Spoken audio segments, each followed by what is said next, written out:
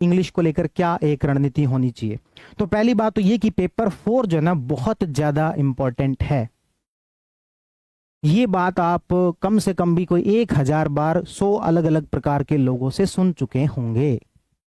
लेकिन कैसे इंपॉर्टेंट है, क्या किया जाए इसके लिए, स्टेप बाय स्टेप इसकी हमारी एक प्रोग्रेस किस तरीके से हो, इसके लिए क्या रणनीति हो, इसके ऊपर आज अपन यदि चर्चा करें तो मैं कहूंगा कि पहली बात ये इंपॉर्टेंट क्यों है। तो 2023 के मार्कशीट आई हैं, मेंस के जो रिजल्ट आए उसके बाद की मार्कशीट आई है, उसमें आपने देखा होगा पेपर 4 में लोगों के बहुत ज्यादा मार्क्स नहीं आए। क्यों नहीं आए? तो मैं कहूंगा कि कॉपी चेक करने वालों ने पता नहीं क्या किस तरीके से कॉपी चेक की है। जो कि ग्रामर में 50 में से 35-40 नंबर की सही करके आया, उसको टोटल आप 60 नंबर देके छोड़ दे रहे हो। तो आगे क्या उसने कॉम्प्रिहेंसिव में 120 में से सिर्फ 20 नंबर लेके आया, 120 क्यों 150 नंबर में से सिर्फ इतने से नंबर लेके आया। तो ये जितनी भी थ्योरीज हैं कि भाई ऑथेंटिक सोर्स में से नहीं पढ़ते, अब ऐसे का क्या ऑथेंटिक सोर्स होगा?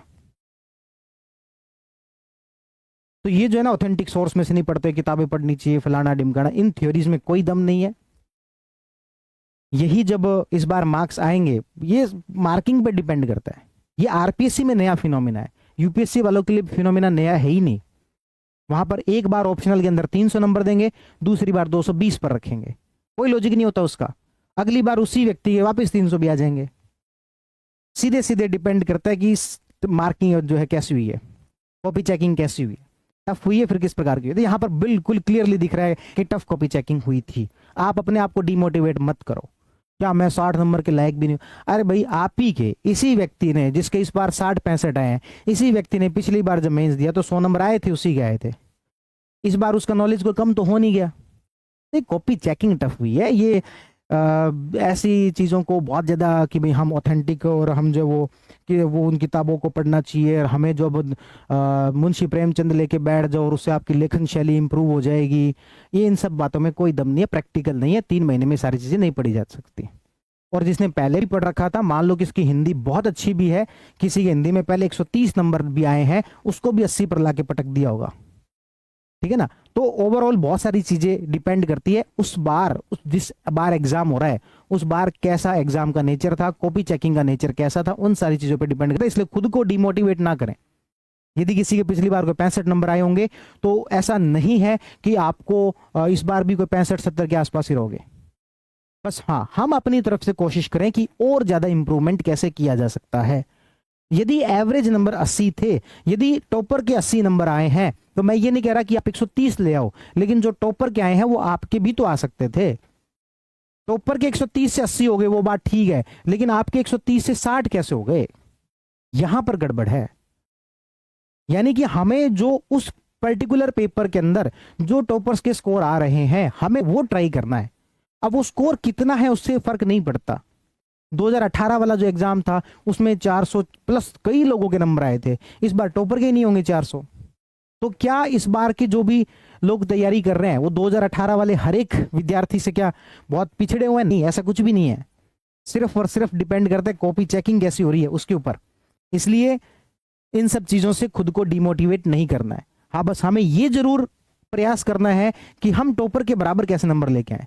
यदि इस बार टॉपर के इस पेपर के अंदर 80-85 नंबर आ रहे थे तो हमें भी वो लेके आना है। हम 60 पर फिर क्यों रहे? वो 20-25 नंबर तो एक्स्ट्रा ला सकते हैं ना। तो बस उसी के लिए हमें प्रयास करना है। तो क्यों इंपॉर्टेंट है? इसलिए इंपॉर्टेंट है कि 70 नंबर लगभग ऐसे हैं जो कि ऑब्जेक्टिव नेचर के हैं, और जहां पर किसी चीज का ऑब्जेक्टिव नेचर होता है वहां पर उसको स्कोर देना ही पड़ेगा। हालांकि अब ये तो वैसे कॉपी चेक ये जो आएंगी आरटीए से कॉपी बाहर आएंगी तब पता लगेगा क्या इन्होंने ऑब्जेक्टिव में तो दिए है कि नहीं दिए। मुझे तो डाउट है, उसमें भी नहीं दिए इन्होंने। उसमें भी इन्होंने कोई संधि सही करके आया तब भी हो सकता है कि आधे में एक में से आधा आधा दे के छोड़ रखा होगा। वरना जो है जो 40-40 नंबर की ग्रामर सही करके आया उसको आप 60 पर कैसे ला सकते हो? और लाया, बहुत सारे लोगों को लाया। इसलिए जो है हम यहाँ पर ये जो ऑब्जेक्टिव नेचर वाला है यहाँ पर अपना स्कोर ज्यादा रख सकते हैं, क्योंकि यहाँ पर यदि हम सही करके आए तो बहुत अधिक संभावनाएं हैं कि आपको यहाँ पर स्कोर मिलेगा ही मिलेगा। और किसी दूसरे पेपर के अंदर इतनी ज्यादा ऑब्जेक्टिविटी नहीं है, इसलिए पेपर 4 इंपॉर्टेंट हो जाता है। और कोई दूसरा पेपर ऐसा नहीं है जहां पर इतनी ज्यादा ऑब्जेक्टिविटी हो कि आप लिख के आए हो तो आपको स्कोर मिलेगा ही मिलेगा, ऐसा नहीं है बाकी जगह पर, लेकिन यहां पर है। दूसरी बात यह कि 130 मार्क्स भी ऐसे हैं जो कि आपको रटने नहीं है। हिंदी इंग्लिश के अंदर बहुत ज्यादा रटने का खेल नहीं है। ये जो मैं आपको 18 जो ऐसे रटवा रहा हूं, इसके पीछे का पर्पज सिर्फ इतना है कि आप उसके रटने के बहाने प्रैक्टिस कर लोगे, बाकी सीधे सीधे रटने के नहीं है। यदि कोई हिंदी इंग्लिश इसकी अच्छी है और पहली बार पेपर लिखने सीधे एग्जाम हॉल में जाके पेपर लिख रहा है, तब भी अच्छा स्कोर आ सकता है, कोई बड़ी बात नहीं है। ऐसे लिखना जो है वो हो सकता है वो व्यक्ति सीधा भी लिख सकता है, अच्छा ऐसे लिख सकता है। इसलिए कह रहा हूं कि 130 मार्क्स के जो बाकी जो चीजें बची हैं उसमें से भी ज्यादातर 110 120 नंबर का अनुवाद वाले को छोड़ दें तो ऐसी चीजें हैं जिसमें कि रटने का कोई ज्यादा खेल नहीं है, वो आपके अभ्यास से भी सही हो सकता है। तो इसलिए पेपर 4 जो वो ज्यादा इंपॉर्टेंट हो जाता है।